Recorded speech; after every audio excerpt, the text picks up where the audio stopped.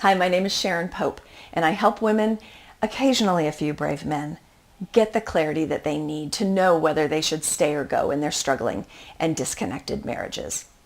Now, when you are struggling and feeling confused and downright scared about what's going on in your marriage and you don't know how to fix it, you're seeking answers, right? You're staying up late at night, maybe having a few glasses of wine, and you're Googling things like, my marriage is over. My marriage is in trouble. Should I stay or should I go? You might have engaged with your partner to try to seek answers and try to create change, but nothing ever changes. You might have gone to see a therapist, but that didn't really seem to help either. And so all that searching and not finding leaves you feeling desperate, confused, anxious, and sometimes alone. Now, in all that searching, you don't have to look too far to find a support group or an online forum filled with people that are experiencing the same relationship struggles that you are. Now, in that forum, what you will find is that you will realize very quickly that you are not alone. And that's an important thing, to know that you're not alone, because this can feel very isolating and very lonely. When I was struggling in my first marriage, questioning whether or not I could stay or if the only answer was to leave, I didn't go around talking to people about that. I kept it all inside and I tried to figure it all out on my own. So knowing that you're not alone is a powerful thing. But I will argue that that is where the benefit to support groups and online forums end. Here's the reason why. I think that it keeps you stuck in the same story over and over. You're posting about your experience and other people are identifying with it and then building upon that. They're posting about their experiences and you're identifying with that and other people are building upon it, and the conversation just continues and continues, and it becomes a lot of commiserating.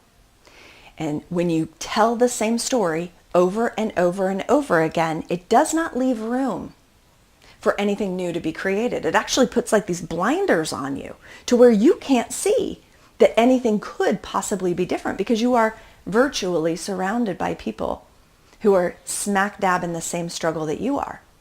And here's the other thing. If they knew how to solve the issue, they wouldn't be in that group, would they? So it becomes like the blind leading the blind. Everyone commiserating, everyone sort of swimming around in their pain, but no one having any real answers or solutions on how to get out of the pain. I'm going to tell you a story. Last year, someone had advised me that I should start a Facebook group. I thought, well, I'll try it. So I started this group for women who felt disconnected and alone in their marriages, and they wanted more connection, they wanted more closeness, they wanted more intimacy, but they didn't know how to create it. Now, this group grew very quickly. In 2 months, it had 2,000 members.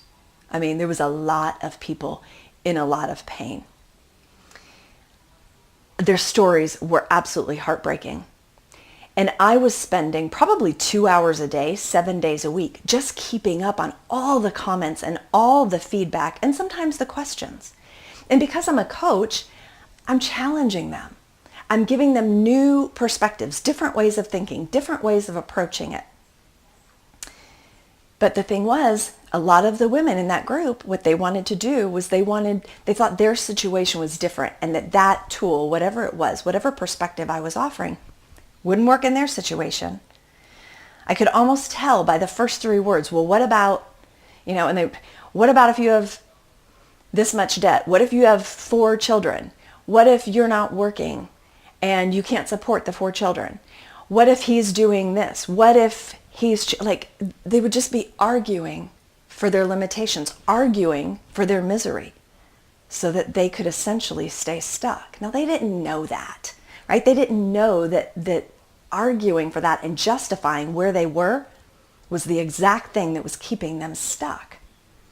Now, there was a time, it was about 3 months in, I woke up from a dead sleep at 4 o'clock in the morning, sat up in bed, and I thought, oh my gosh, I'm providing a forum for women to remain stuck in their pain. It horrified me. I made the commitment right then. I was like, I have to shut that down. I have to shut that group down. It took me 4 days to do it, right? It wasn't like an easy, like the group, I had to go into every single member of that group and take them out of the group. But I was committed to that because I was like, I'm not going to be that person. I'm not going to be that coach that provides this forum that feels really good at first, but is not serving them. And I knew that. Some of the women would beg me. They were like, please, I don't have anywhere else to talk about this. I don't have anywhere else to go. And I just tried to explain to them my perspective and how I thought I was doing them a disservice. And so this is what I want to share with you. It's sort of like online support groups or in-person support groups. It's kind of like giving a painkiller to someone who has a gunshot wound, right? It makes you feel a little better. It makes you know you're not going crazy. It makes you know you're not alone. It gives you that little sense of that the struggle that you're experiencing is in fact real. But that's where it ends, right? That painkiller does not take out the bullet. It does not stitch up the wound. It doesn't heal the wound. It doesn't rehabilitate the wound. Nothing. It does not help the reason why you needed the painkiller in the first place. It doesn't solve that root cause. It just makes you feel a little better. And so what will happen is that you will come back and back and back again and again for another hit of that painkiller. And you won't ever create the real change that you want to in your marriage or in your life if your decision is to be able to move forward from where you are. I hope that this was helpful for you. I hope it gives you something else to think about. Be very careful about just staying in the story, because telling the same story over and over doesn't help us move forward in a new way. I hope that this was helpful. If it was, please give this video a like. And if you know someone who could really use this information, I hope you'll share it with them. Take good care.